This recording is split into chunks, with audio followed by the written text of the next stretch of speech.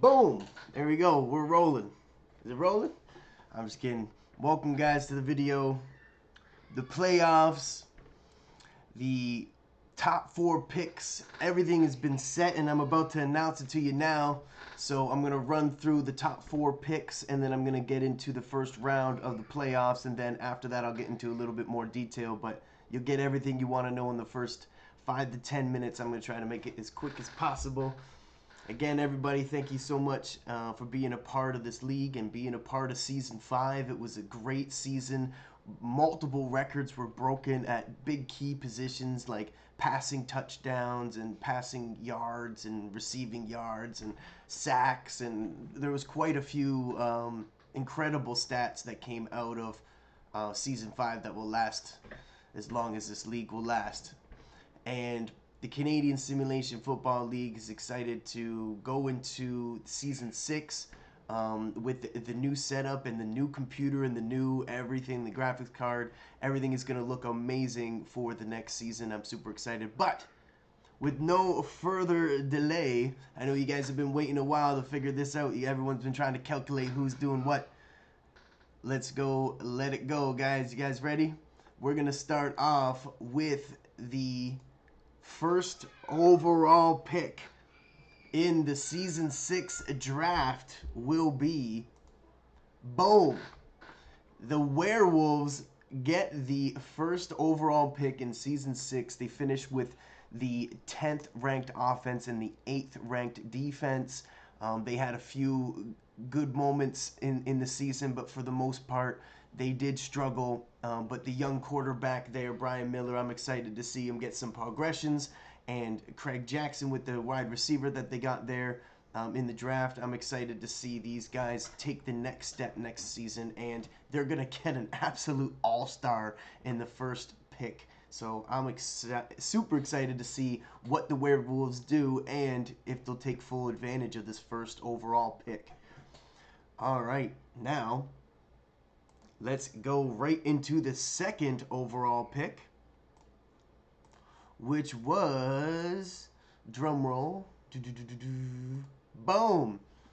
The Bears finish with the second overall pick. They had a disappointing season, to say the least, but they had a lot of promising moments with their young quarterback, Big Mac Manera, there, and their wide receiver core is just obviously amazing with Blaine Strickland, and now the new addition with Sean Vincent. Super excited to see this team. They finished with the 7th ranked offense and the 2nd best defense, and that's pretty impressive when you have a losing record like that, to have such a stingy defense. So super excited to see what these Bears do with the 2nd overall pick, because they're going to have their pick of the litter, so to speak. They just got to watch what the Werewolves do, and then they get the shot at anybody. I'm curious which way they're going to go to improve their team and what they think they need the most. So keep an eye out for the Bears with the 2nd overall pick. All right, let's keep this going. And the 3rd overall pick in the Season 6 draft goes to the Wildcats. The Wildcats had an amazing last game against the Vipers. Like, where the heck did that come from? That might have been more of a grudge match than anything. But the Wildcats definitely have had a disappointing season. They started their rookie tackles, and it was obvious in the beginning of the season. And then they switched it up and put the new veterans in there, and then they had quite a different production with running the ball and having more balance on offense. But they finished with the 11th ranked offense, the 6th ranked defense, and struggled for most of the season to get it going and be consistent on offense. They got quite a few promising players on their team, obviously, with the big wide receiver core, and their defense is a lot better than they've been playing as well. So excited to see where the Wildcats go with the 3rd overall pick, because they need help on both sides of the ball, and it really just depends on that rookie list. So excited to see what the Wildcats do, and they're a better team than their record shows. That's for sure. Let's go into the 4th overall pick, and this 4th pick should determine for a few people who made it and who didn't make it into the playoffs. So here it is, no further delay. The 4th overall pick in the Season 6 draft will be the Demons. The Demons finish with a 5-6 record, winning 2 games, their last 2 games to try to win it out, but still was not enough to make it. They finished with the 1st ranked offense, but the 11th ranked defense. Big difference there, and they were just unable to come away with a lot of these shootouts. What an amazing team they have on offense. One of the highest ranked rated offenses at 97 overall. One of the best. The quarterback was 1st in touchdowns and 1st for passing yards. They had an amazing offensive performance all season, as they did even when they went 1-10 the year before. But now they missed the playoffs for 2 seasons straight after winning the championship, and now they finish with the 4th overall pick. What are they going to do with that pick? Oh my goodness.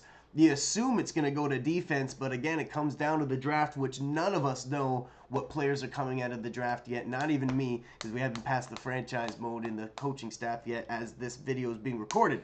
But the 4th overall pick goes to the Demons, which for a few owners, if you aren't one of those top 4, you know that you have made the playoffs. So now let's get right into it. Hop right through this and bust out the first matchup in the Season 5 playoffs. I'm excited to show you guys this. I know you guys are going to freak. The 8th seed going against the 1st seed is... boom! The Scorpions finish as the 8th seed coming into the playoffs with the 3rd overall offense and the 10th ranked defense. 5-6, just enough to get over the Demons, and gets them on the tiebreaker, I believe. And the Rhinos steal first seed in the Season 5 with 7-4, winning 2 straight and finishing with the 2nd best offense and the 9th ranked defense. And the Rhinos, for the first time ever in franchise history, are hosting a home game in the playoffs. Believe it or not, they have always been on the road. They always been on the road. They might have won, but they didn't have it in the first round. They might have had a semifinal now that I think about it. Either way, this is the first time in the first round that they get to host a home game, and it's the first time that they've ever finished as the 1st overall seed. So congratulations to the Rhinos and congratulations to the Scorpions on just getting in. You guys face each other in the first round. This is going to be an exciting one. We'll get into another video about more details on this matchup, but we're just announcing it for now. Now, for the next matchup in the same bracket, these 2 teams going up against each other here. Excited to see this one. Or hold on. 1 sec. I know I'm making you guys wait.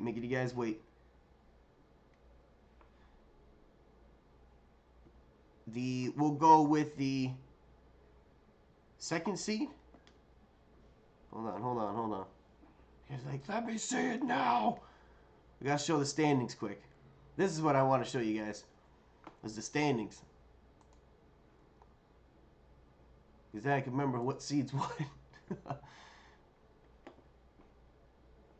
Oh no, John. Hold on.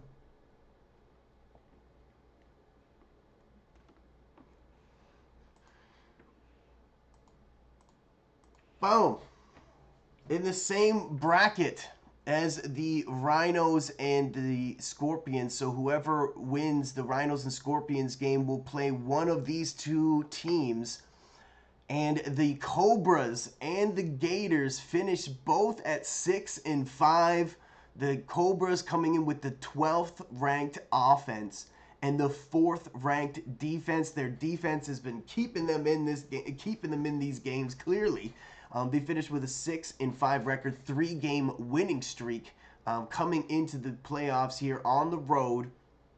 The Cobras really have been playing well in the last 2 games, I believe, with on offense with Derek Albright stepping in, has been playing phenomenal. So let's see if the Cobras here can get a playoff win, because these Cobras, man, going against the Gators, I want to believe are 4-1 all time against the Gators. So let's see if the Cobras can play spoiler on the road and get their playoff win that they've been desperately looking for one of their first playoff wins in franchise history. And then the Gators host a playoff game at home. They are first for points per game, which is really incredible in a league like this. And also, they finished with the 6th ranked total offense and the 12th ranked defense. So we got the 12th ranked defense going against the 12th ranked offense in this one. So I'm really curious how that's going to go when they're on the field. And the 6th ranked offense going against the 4th ranked defense. So that's going to be exciting. Also, the Gators are first for turnovers. Have to mention that. When they're first for turnovers and first for points per game, first for the rushing offense, holy smokes. The Gators looking really strong here with that young Rico Bennett finishing with first in rushing yards and first for rushing touchdowns. The young rookie running back for the young running back for second-year pro running back for the Gators. Either way, he's a beast out there, man, and the Gators are taking full advantage of it. It looks like the Cobras got their hands full in the first round once again. Congratulations to the Gators, and congratulations to the Cobras for making the playoffs. Let's keep this going, because I am taking a little bit more time than I thought I initially anticipated, because I messed up there. Okay, and then this might be the biggest matchup of the first round, in my opinion. We got the Vipers versus the Dragons in the first round. Oh my goodness. Honestly, these were one of the 2 teams I thought were going to go all the way, but they match up in the first round. Only one will move on. Holy smokes. Both of them coming into this on a losing their last game. The Dragons losing 2 coming into this game, and the Vipers with the 9th ranked offense and the 3rd ranked defense. The Dragons with the 4th ranked offense and the 5th ranked defense. Wow, let's talk about the Vipers first. The Vipers looking amazing on offense with their running game. Phil Clemens blocking really well. Shane Lott, their wide receiver, and their quarterback Corey Moore has been really starting to gem and get some chemistry going. Can they stay consistent? Can they win the big game? Can the Vipers finally, win in the playoffs and take it all the way and go to the championship and get it back? Can the Vipers do it? I know they got their mind set on it, and they are a championship caliber team, but have not yet to close the deal. Can they do it here, going against these tough, gritty Dragons on the road? Man, they got their hands full in the first round, that's for sure. Arguably going against the best team in Season 5 in the Dragons. The Dragons now host at home after a phenomenal season. They got the rookie running back. They got the rookie wide receiver, who's just been absolutely phenomenal, hands down best rookie of the season in my opinion. Is their boy out there, their wide receiver for the Dragons there. Plus, Barry Perkins is leading the league, their wide receiver for the Dragons. Their veteran is leading the league in receptions, leading the league in yards. They're just unbelievably amazing on offense. That 4th ranked offense is really deceiving. They got a really good running back now with Travis Stovall, and obviously Todd Kidd at the wide receiver, like I was saying. But their defense is no joke either. They're a great team. They're extremely balanced. They've always been a 500 team, and now I feel like they've taken the next step with these young rookies. But the real question now for the Dragons is, who's starting at quarterback? They had Brendan Platt come in earlier in the season, and then they switched it up to Jason Abrams, and then now they switched back to Brendan Platt, and now they're on a 2-game losing streak, and now they're in the playoffs hosting a playoff game. Whoa, that's a big decision coming up for the Dragons. Who are they going to start at quarterback? And I'm excited to see what they do and how they perform at home. The Dragons, man, at home in the playoffs. The last time they hosted a home playoff game, I believe, was the championship game in season 1. So let's see how this goes down. This is probably my favorite matchup of the weekend. Okay, and then the last matchup here, we'll get right into it,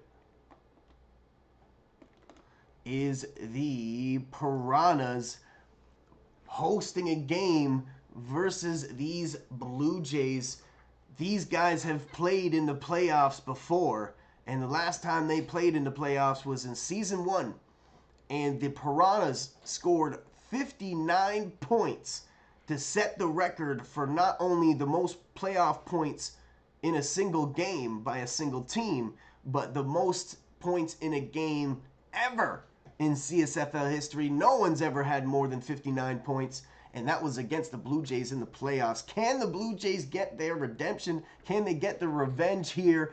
Can they beat these Piranhas finally in the playoffs? Or will the Piranhas finally win and go out and go all the way to the championship and maybe take it all? Is this the Piranhas season to do it? They've always been that team, has been always so close. They've lost 3 semifinal rounds and a championship game. The Piranhas are that team that's always there but have always struggled to get over the hump. Is this their year? Or will the Blue Jays play spoiler in the first round and stick it to them and get their revenge? The Blue Jays, they got the 5th best offense and the 7th ranked defense, but that defense is really stingy. One of the best for allowing the least points per game for a defense. And then their offense, they got Eric Reeves back out there, and Antrell Adams and Blaine Higgins. They got stars, man. Don't get it twisted. That 5th ranked offense can score points. 3rd for points per game. They have been consistently scoring 35 or more points a game. And the Blue Jays know how to get it done with that 96th ranked offense. Don't get it twisted. But they have their hands full on the road going against these Piranhas. The Piranhas have the 8th ranked offense and the 1st ranked defense, #1. And they're at home with the 1st ranked defense. Oh, man, that's going to be tough. But the Piranhas' running game is just phenomenal. Arguably the best running game in the league, or best running franchise in franchise or in CSFL history, really.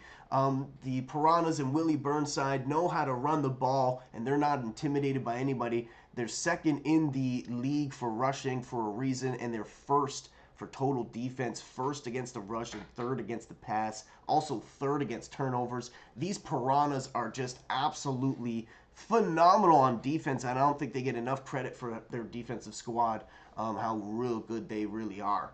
But the Blue Jays also are 2nd for turnovers, and they are quite a few ahead of the Piranhas. They've had 6 more turnovers in the season, positive turnovers in the season than them. Wow, this is a big matchup. This is a big one, guys. That matchup there, the Vipers versus the Dragons, Blue Jays and Piranhas, whoever wins these games meet up in the next bracket. And then the Cobras and Gators and the Scorpions and Rhinos, whoever meets up in that next bracket. And then it's for the championship game, guys. Thank you so much for watching this video. Super excited to bring you this guys news, this news, and I'm going to do another video about more in-depth about each matchup. Thanks, guys, for tuning in. Have a good day. Happy Easter.